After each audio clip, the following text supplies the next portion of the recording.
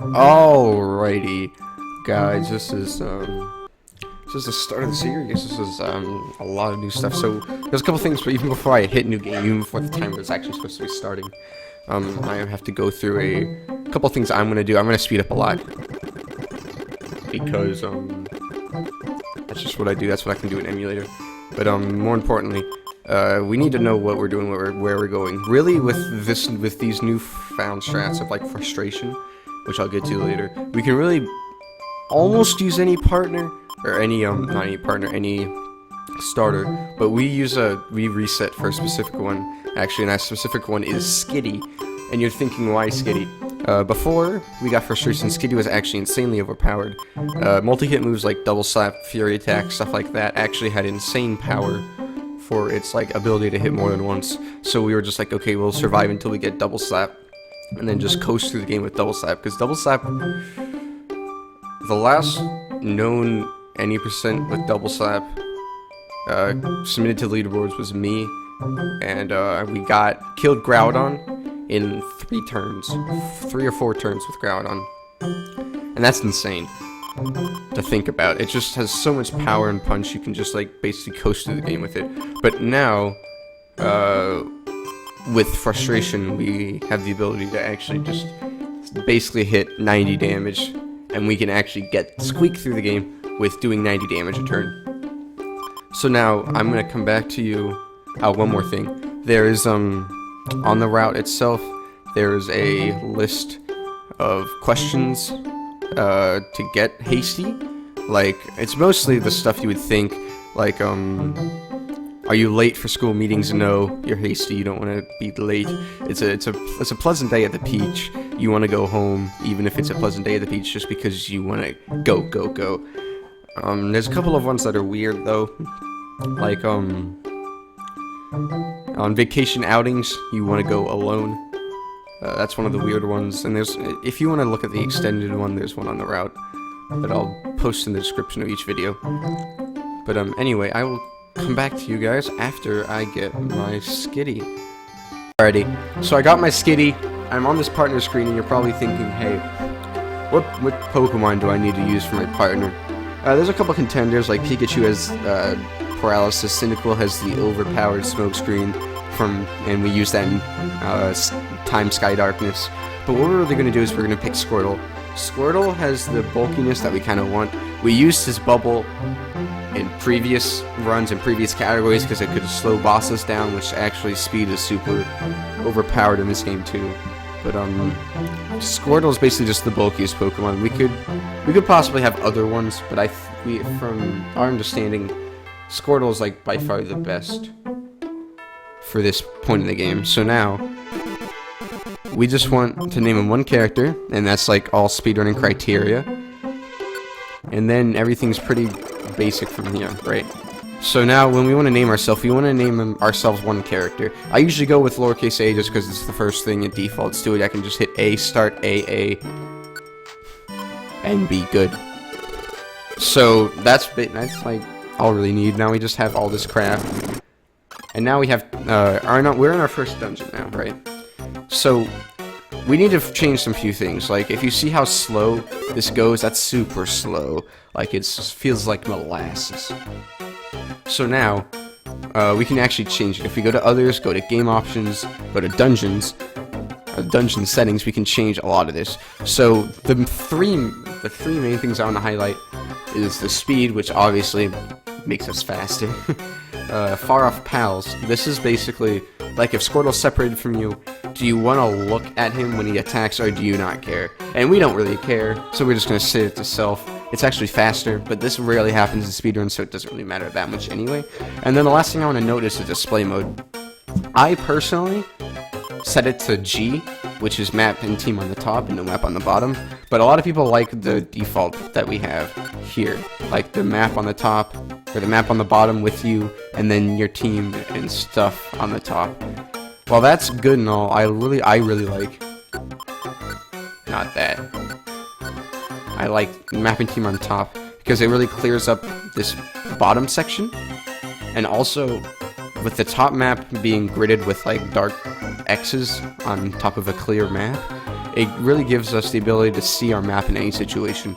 There's some dungeons like Frosty Forest, which is really hard to see a clear map on, which doesn't matter that much, but I personally like the top map. It doesn't really matter. But there's a couple other things we need to note in this, I call it menuing section of this game. First off, if you know what set moves are, we want to set our our first move, so we can quickly recall it instead of having to go into our moves over and over again. And for Squirtle, we really don't want him to tail whip. It doesn't really kill anything upright, and it's just like a loss of time, because if he doesn't one-shot what's in front of him, it wastes animation times for the other person to attack him, and it's just pretty messy. So we want to switch tail whip off, and what I like to do is I like to move it up, and so we have tail whip and then tackle below it. I'll explain this a lot later when we get into move linking, but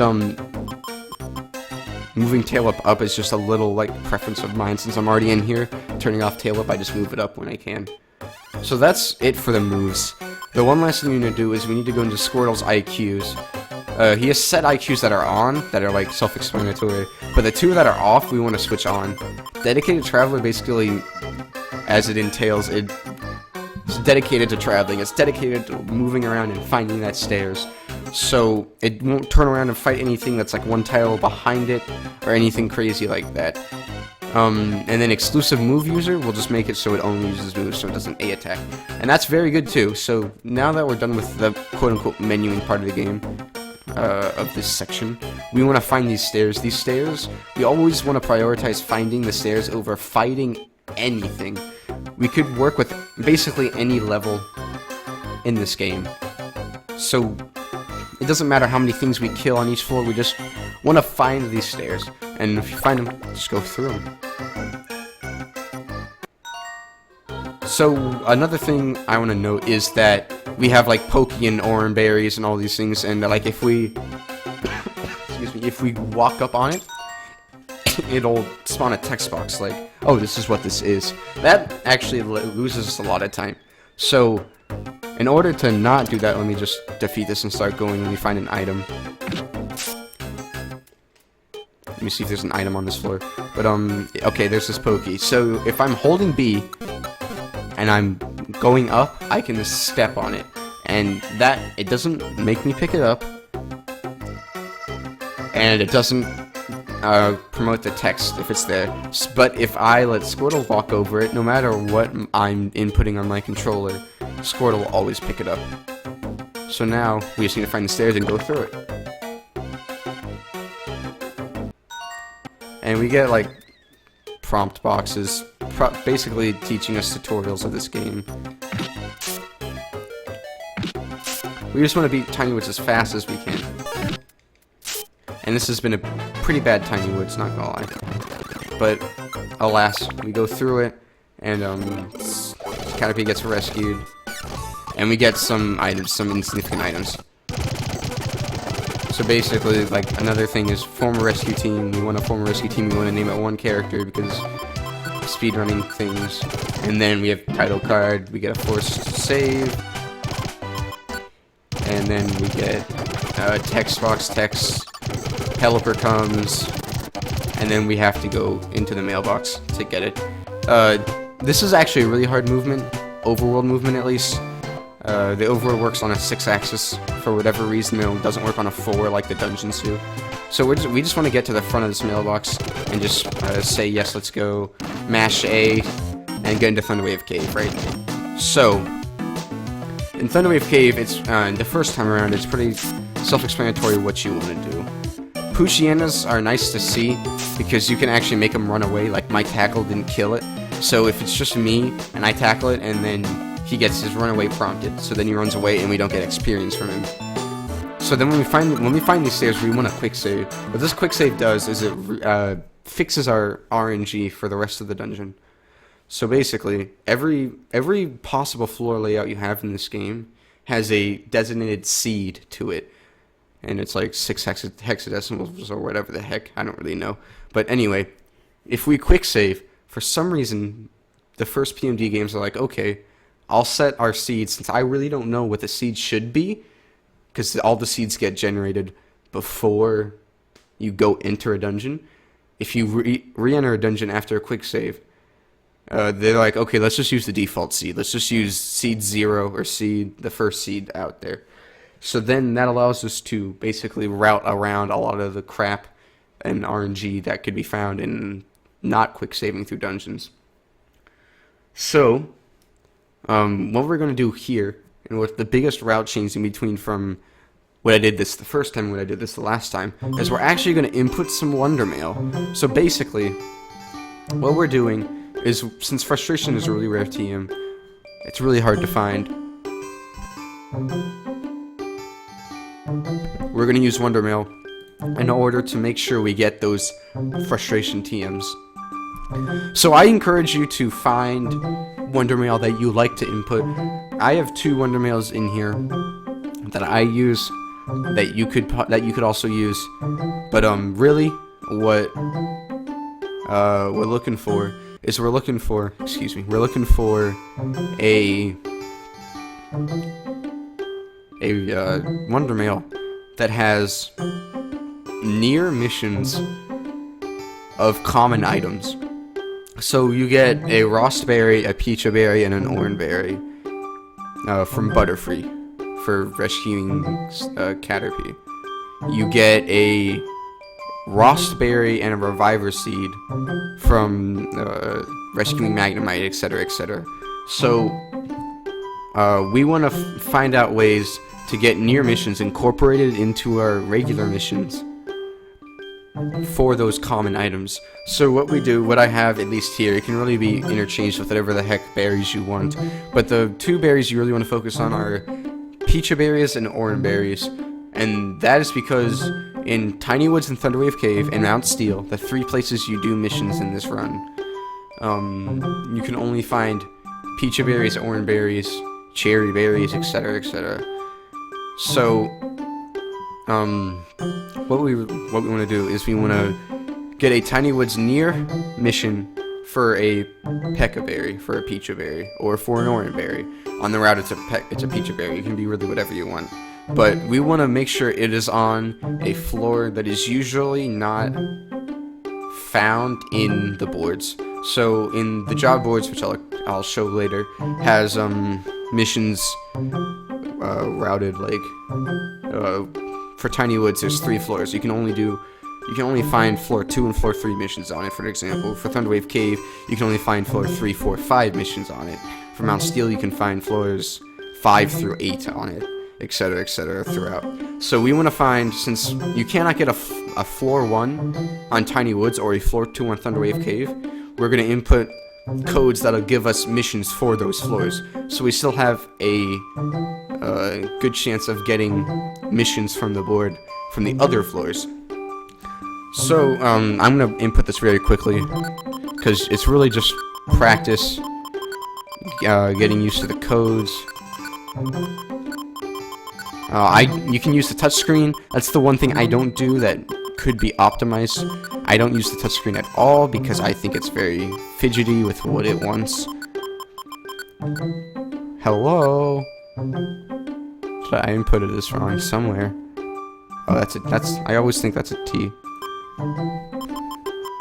Anyway. So yeah, I encourage you to go on Wonder Mail generator sites and look for something that gives you Frustration TM, that is a near on a uncommon floor, and for a berry that's common, or for stuff that's common, and then find something that you like to input, something that you find smooth. So now we just have to do 2 of them, because we're going to utilize 2, not 1, but 2 TMs of Frustration.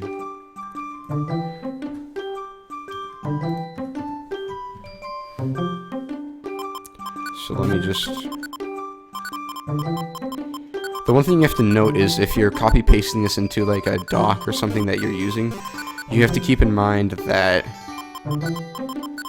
the Wonder Mail code generator does not use male-female ellipse signs. It uses pound signs, percent signs, and period, respectively. So you just need to recognize that, oh, a pound sign means a male sign, and etc, etc. So now that we have this stuff, we can go back into Thunderwave Cave and just go through and continue with this dungeon. Floor 2 is pretty simple. If you go up, left, up, you go into the stairs. I messed up that because I'm bad. So now, here's the first decision you have to make. There's an apple right here. We need an apple later in the run, but there is a apple that we can easily get later. But there's missions that we need to do that might require an apple. So it's really the risk of, do we want to risk getting stuck with going out of our way later to get an apple, or get this apple right here? I usually don't get this apple right here for a couple of reasons. One, it's very, very low chance that you will get a near apple mission or a deliver apple mission that you can't re-roll. And I'll explain the re-roll ideas later. And then also, if you get the apple, there's this electrode, right? Not electrode, Voltorb right here that will attack you, that will stand on the stairs, and that will just ruin your day. And that actually, it's a one-turn kill, but it wastes time and also gives you experience, which if I remember correctly, you don't really want in this game. So I'm just gonna go through the stairs. Now, floor 4 is a little bit of a change of pace. We need this Pekka berry, right? So we're gonna actually just run right up to it. Make sure not to pick it up with ourselves, because that'll prompt a text box. But make Squirtle pick it up. And then after Squirtle picks it up, we have to Y-turn, hit the Y button, and turn to Voltorb and tackle. And then we just need to go to the stairs. We need to make sure to not use our directional cues during this segment, because if we do, it'll like spawn Pokemon near the stairs, and that'll waste time. So what I tend to do is I just try to like, it's all a lot of this is muscle memory, just trying to figure out the best thing for your fingers, how you can do this the fastest. Now floor 5 is pretty simple. We just tackle this Voltorb, and now we'll get levels up. You'll get level ups in random places depending on how well you're doing, or how lucky you were the first couple minutes of the run. So now, what we could do is we could go directional. We could walk 2 spaces up and go left into the stairs, or there's items over here. If we just run to the right, run up, and run to the left, we can use those items as stoppage points in order to get into the stairs. And there's Thunderwave Cave. So yeah, I think 15 minutes is a decent amount of time for something like this, for an episode like this. So thank you guys for tuning in. I'm gonna probably get 2 separate ones, one for just layouts and one's for overworld plus layouts. But yeah, thanks for watching, and I'll see you guys next time.